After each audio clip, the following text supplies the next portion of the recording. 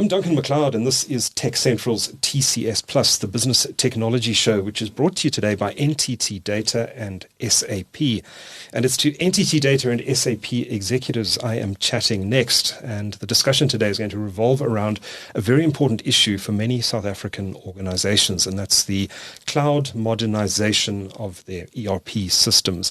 And to do that, I'm joined by NTT Data's Brent Flint. Brent is Head of Enterprise Applications and Cloud at NTT Data Middle East and Africa, and Nazia Pillay, who is Head of Partner Ecosystems Middle East, Africa, South at SAP. Welcome to both of you. Thanks for making the time. Great to be here. Good to be here. Right, so we're going to be talking today about risk mitigation strategies for migrating to SAP S4 HANA Cloud and what this entails for South African organizations. A recent analyst brief on this topic from IDC, the International Data Corporation, says cloud modernization of ERP applications is fast gaining traction in South Africa and across the Middle East and Africa region. And according to the IDC syndicated cloud research conducted in January of 2023, 96% of CIOs in South Africa indicated plans to modernize their ERP applications using cloud services. And that's an incredibly high number. However, adoption in South Africa particularly has been somewhat slow, according to the IDC report, and this is due to the perceived costs involved and a dire shortage of the right IT skills, among other factors. Brent, let me start with you. Let's talk a little bit about, as a starting point, about the relationship between NTT Data and SAP. How far does it go back? Duncan, I may be out by a couple of years, but I just came off a call with the German team in SAP, the NTT Data team, and theirs is 32 years. Wow. So I think in South Africa, we're probably around 20 odd years. Okay. Okay. And Nazia, tell us a bit about that relationship and how it works. So, of course, NTT Data has walked the journey with us as one of our cloud ERP partners. Mm-hmm. They don't only specialize in the cloud ERP, but predominantly that's what they're known for, taking our biggest customers and sometimes even our smaller customers through a safe journey into our cloud portfolio. Okay. So, Nazia, let me ask you to paint a picture as we get started in this conversation. Why is there a pressing need for companies to modernize their ERP systems and to move to cloud-based solutions? What's driving this pressure? So at the center of everything that SAP does, and I'm sure NTT Data is the customer need, right? And the fact that the markets in which they are operating in require new things from them, business transformation is key, right? And business transformation doesn't end at just the people. It then translates into the processes and the tools which they use. So effectively, from a cloud ERP perspective, we are providing them with data and information at the same time in which they can act on that information. So that is critical to in terms of what the workforce how it changes the workforce's everyday activities, making customers able to focus on what really matters, which is increasing revenue, looking at how do I improve the customer satisfaction and how do I engage better with my employee base. Mm-hmm. Mm-hmm. Okay.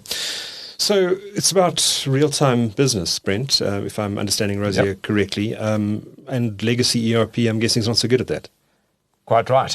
I think just to add to what Nazia commented on, I think that when you look at the migration from on-prem to cloud, it's often driven by some of the new business requirements. So clients want to get into new markets, they want to improve CX or the employee experience even, or optimize processes. And operate more efficiently. Those are like pull factors that take businesses to discussing the business case for cloud. But I think we'd be remiss not talking about some of the push factors. Mm-hmm. And the push factors are the legacy ERP that you spoke to, but also the issues around hosting on-prem.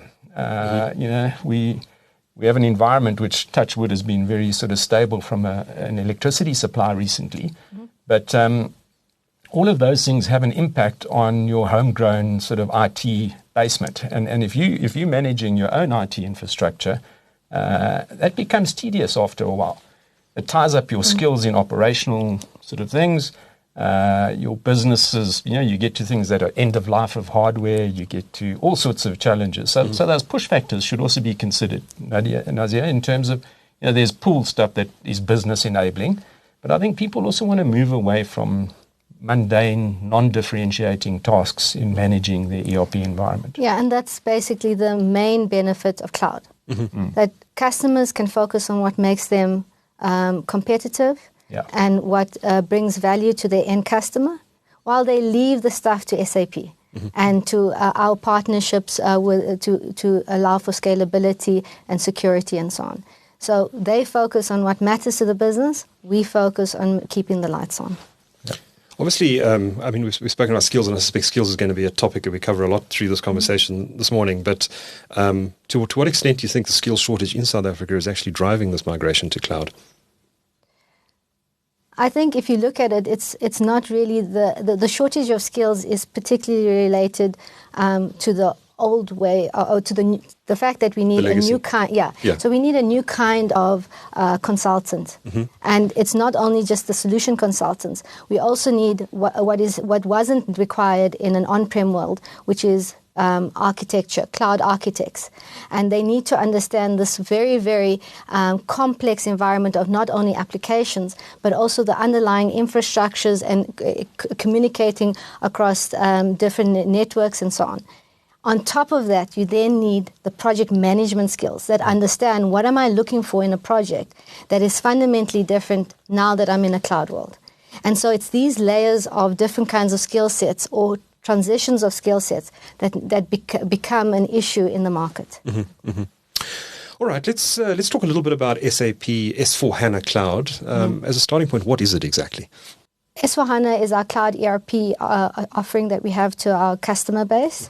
Underlying it is the fact that we have ease of use through our Fury screens, as well as the embedded analytics, making that real-time data available to our customers. Okay, and is it a public cloud offering, or is it a combination of public and private So cloud? we have both in S4 HANA Cloud, either private edition or public.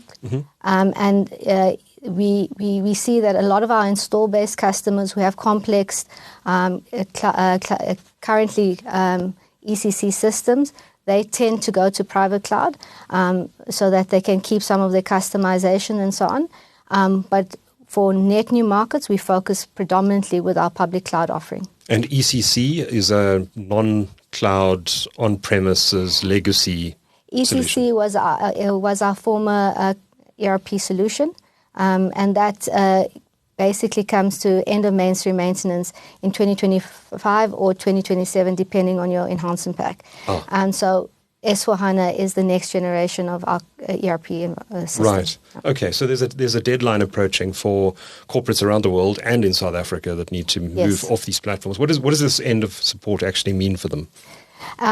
This end of mainstream maintenance means that customers can still opt to have customer-specific maintenance, but that comes at an additional cost. Okay. But it's not really the cost that customers should be focused on. It's the fact of what they lose by not moving into S4HANA, which is around the innovation. It's around the fact that you now have a different data architecture underlying your S4 system, which allows you to do all the new things, like machine learning, robotics, and now the buzzword, which is artificial intelligence. Yeah. Okay, and that's baked into this new software, is it? Yes. Okay, and I imagine that moving off the legacy software as well also has cost implications. Are there cost implications associated with maintaining these legacy systems? And I imagine moving to a cloud environment, which is supported by your partners like NTT Data, has cost implications and potentially lower cost associated with it as well. Right. So the total cost of operation, when you look at the licenses and the infrastructure, the business case will stack up over time, because with our RISE offering, which is what we've brought, it's a comprehensive offering. It's not a product in itself. It's basically our S4HANA with managed services and other services in the cloud. And effectively, what we can do is we can show to our customer base that moving to that subscription model, considering what they're currently paying for the maintenance to us and what they may be paying for the infrastructure in which they're running it, as well as the additional support that they need for the systems, that business case stacks up, right? Having said that, there is a cost related to the migration. And unfortunately, the migration is not a migration just of itself, a technical migration. It's a business transformation, right?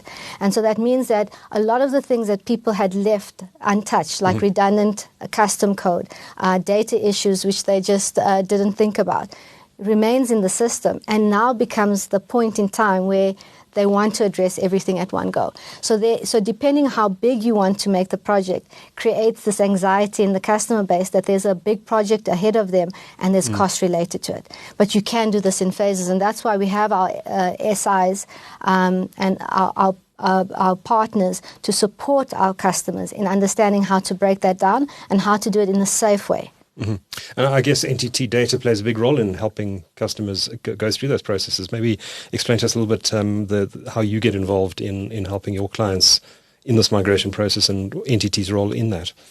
Thanks, Duncan. Yeah, I was smiling as Nazia mentioned a few of those things because most of the engagements, building out the business case is one part of the migration plan. The execution and then the ongoing measurement against that business case is where we see a lot of gaps in the market. But I think every client that we engage with, we've developed a few packages that help us map out that business plan and mitigate any risk in the journey and introduce automation to make it more efficient. So taking a proven methodology, applying some automation to some skill sets that are dedicated to migrations, we significantly de-risk the migration. I think one thing, though, that we should state is that moving to cloud doesn't solve your problems. It may enable your business to be more efficient going forward, but if you take in bad data, inefficient process, uneducated people into cloud, you're just replicating your challenges. So that whole business transformation and modernization, which includes changing business process and reskilling users, is crucial to the success of a cloud migration plan.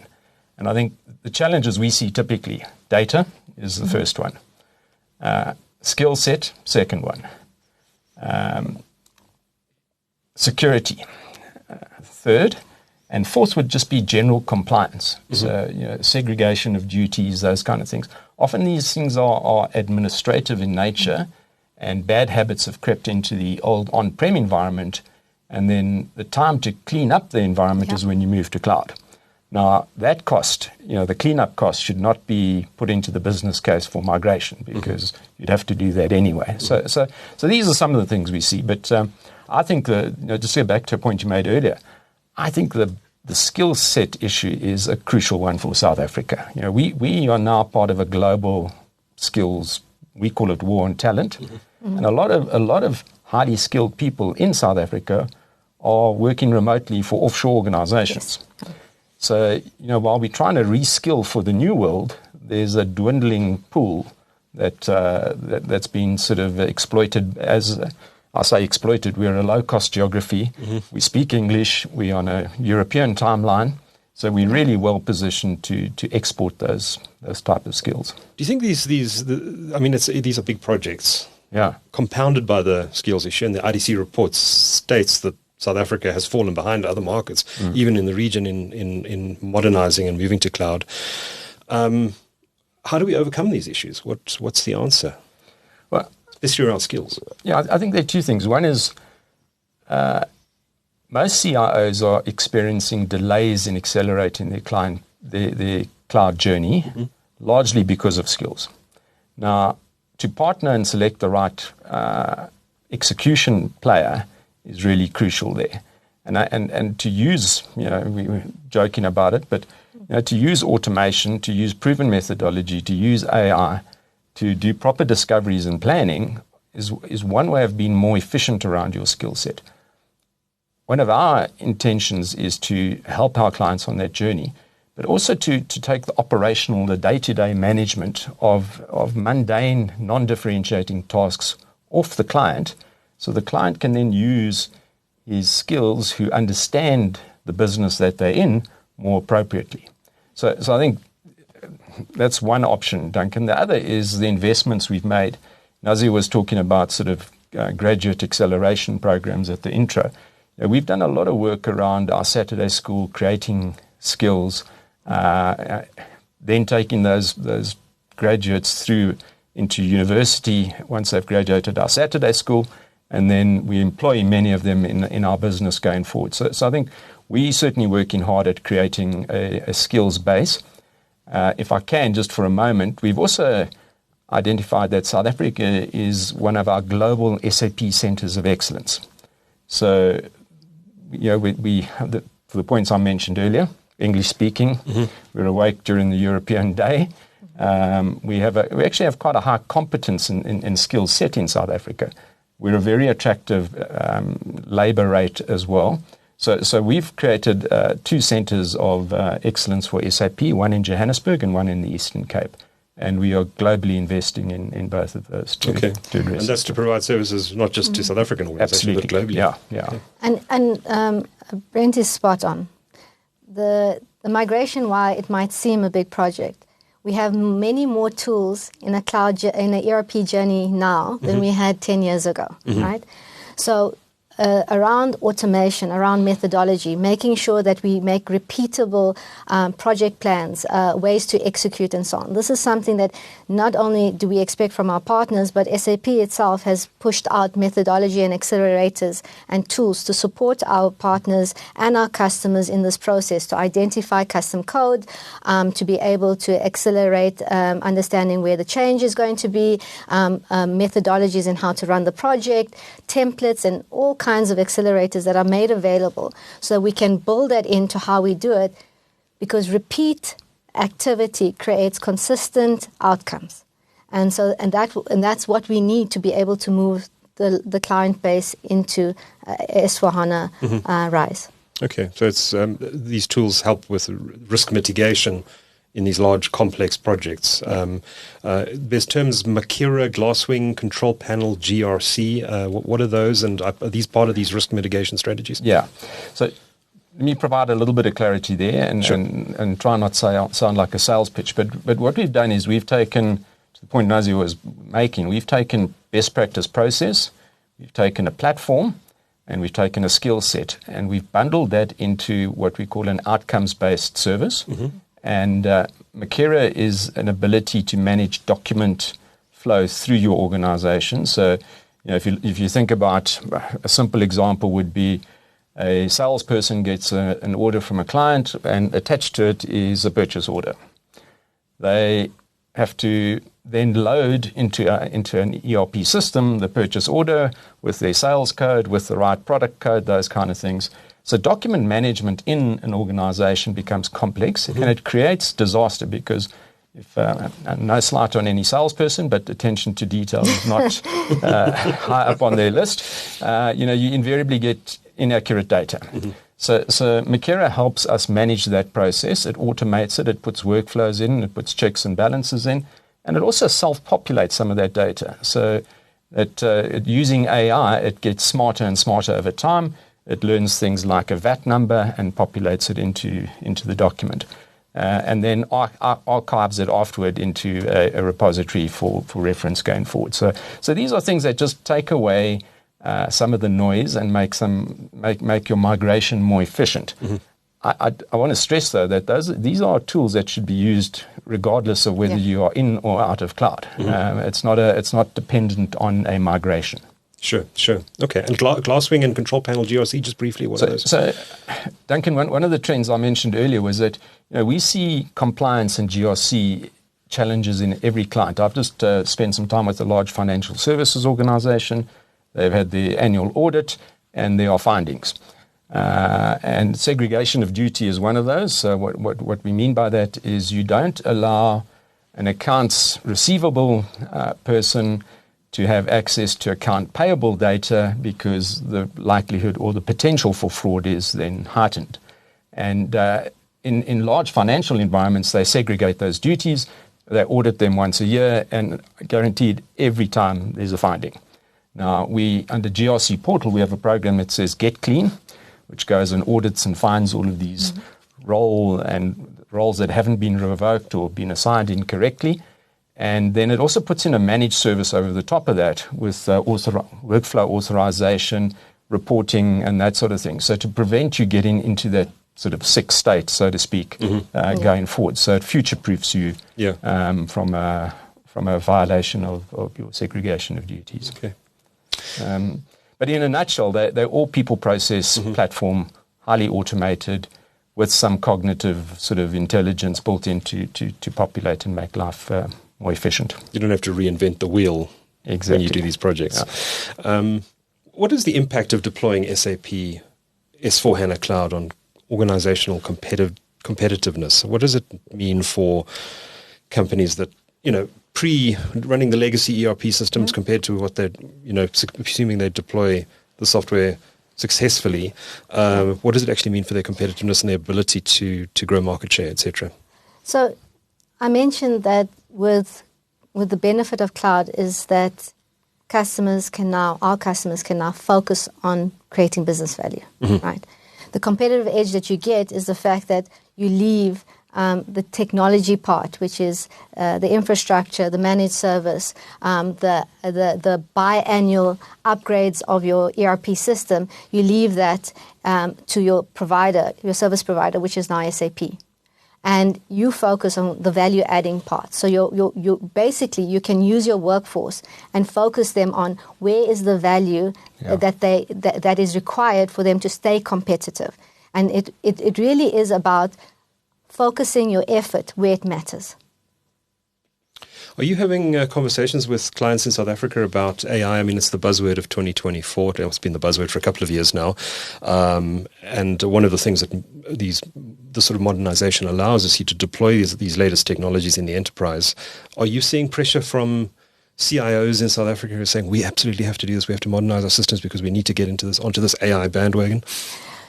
So actually, I see it from the other side. I see it from the partner side. And yes, we are skilling up our partners to be able to answer that question because most of them are facing those questions at their end customers. And effectively, it is important for them to be able to discuss and define these use cases because AI is consumed use case by use case. So many people see it as where can we start? And the advisory that comes from our partners helps them to determine where's the most logical place to start, right? And from my perspective, the other more interesting part of it is what I'm looking at, what our partners are doing with AI to be able to make migrations easier, to create new products or new offerings to our customer base. I see a lot of work around that from our partner base to gearing up in terms of not just exploring use cases with the customers, but also providing them solutions, as we've just discussed, that are ready for them to consume. Well, maybe I should direct the question then to Brent. What pressure are you seeing from your clients to Huge. There's let's call it a hype cycle at the moment where every client is looking to unlock business value. We've developed a few assessments to very sort of, let me call them simple engagements to identify areas for deployment. And we've also found that there are a few use cases where we can apply that use case in not only industry but different client environments as well. So again, our view on it is how do we standardize as much as possible? How do we proceduralize and industrialize the solutions and then deploy it across clients and across industry verticals? But Duncan, in short, a huge amount of interest, and another area where I think there's a skills dearth. We just don't have the people to service the demand in the market, and we need to be quite selective about which use cases are going to deliver maximum value to our clients and generate quick returns for our market. Sounds like this skills shortage is a real problem. Let's talk about practical experience now. Nazia, maybe just in terms of best practices that organizations should know about when they're embarking on one of these projects, cloud modernization, ERP projects, what should they know if they want to achieve a successful migration to S4 HANA Cloud? What should companies know in this regard? So SAP has done a lot of work in this area, and we have what we call the Cloud Migration and Modernization Program, which we make available both to our partners and our customers, where we build in tools, we provide methodology, tools, and accelerators to assist them in that journey. And I think it's very important for our customers and partners to look at the best practice, but not to ignore the fact that many of our SIs come with their best practices as well, where they have run projects and found, based on industry or based on a certain specific focus within a client base, that they have added additional best practice onto what SAP has already provided. Brent, is it very different between industries? Do you have to have a completely different tool set each time you go into a different sector? It depends on what modules you are deploying. So a simple example is if you look at the basis kind of or the finance and operations kind of modules, there's not a huge amount of differentiation there.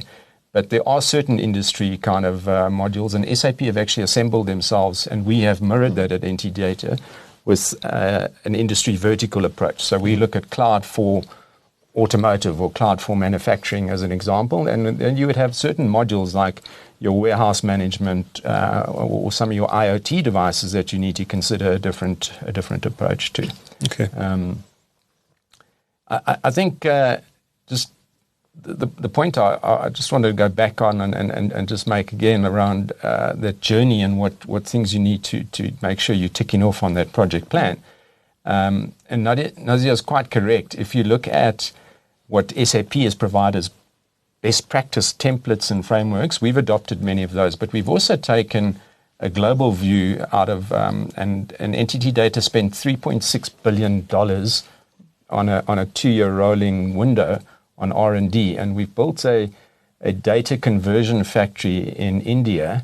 So we've been able to accelerate our migration times from sort of a 12-week period down to 6 weeks, so almost 50% reduction by driving automation in a data conversion factory, doing all the code correction centrally and leveraging on those learnings. So I think it's really important that we sort of acknowledge SAP as a best practice threshold or benchmark, but in each geography we enhance some of those services with local knowledge and content. Okay. And it's not only the technical part of methodology and tool sets.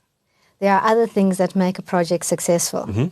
And these things are, so most of our customers are facing not only the change to business process that's introduced by going to S4HANA, but they also have to, it's a change of the business model when they go into cloud.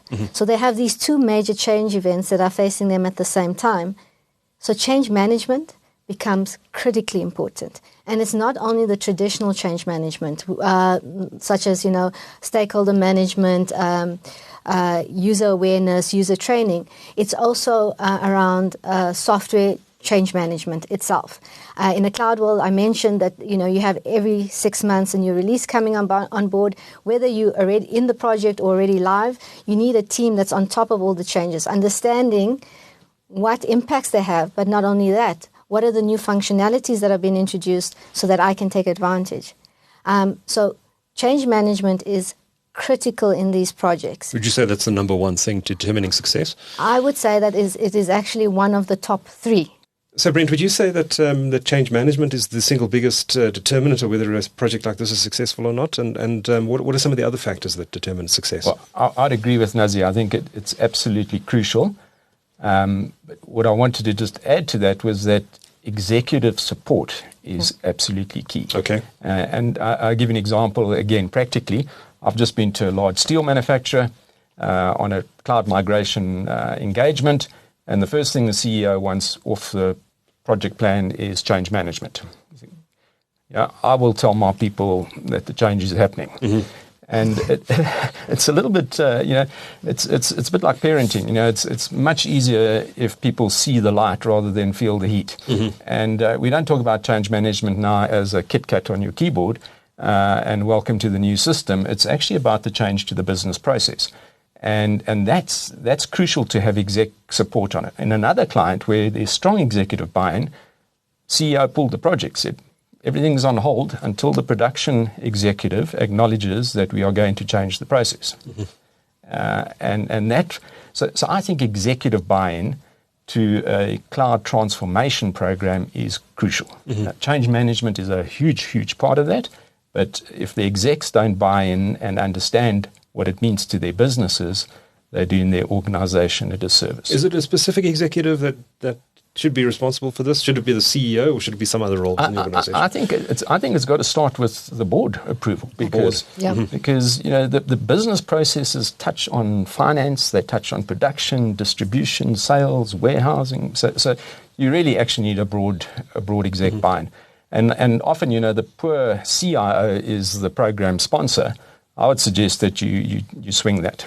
You either have a CEO as the sponsor or a steering committee who drive the program. And it shouldn't, I guess, be seen as purely as an IT project. In fact, it's not. It's not an IT project. No, it's not an IT project. And that actually brings me to the other 2 points around what makes it, what is important. Yeah. First of all, customers must be deliberate in their selection of partner. They must find a partner that meets their ethos and culture and that has the competencies and the investment in their business to be able to take them across the line, right? I think that is one of the key things that I've seen which makes a successful project. And that goes to the fact that you not only have executive buy-in from the customer side, but you also have executive buy-in from the partner, where we have executives speaking to each other, ensuring that at the top level they are aligned, that they are committed to the journey, and that they're there to handle any deviations from the original plan quickly and timelessly for their teams. The other part is roles and responsibilities need to be clarified. Right up front, it's important. In order to do a proper scope of work and estimation, you need to understand what is SAP doing, what is the customer doing, and what is the partner doing. And having a clear defined roles and responsibilities helps you to work in a team environment. It's not only now about the partner and the customer anymore. SAP is fundamentally providing the service of the cloud ERP system. So we need to also be playing our role and working and collaborating with our partners and customers.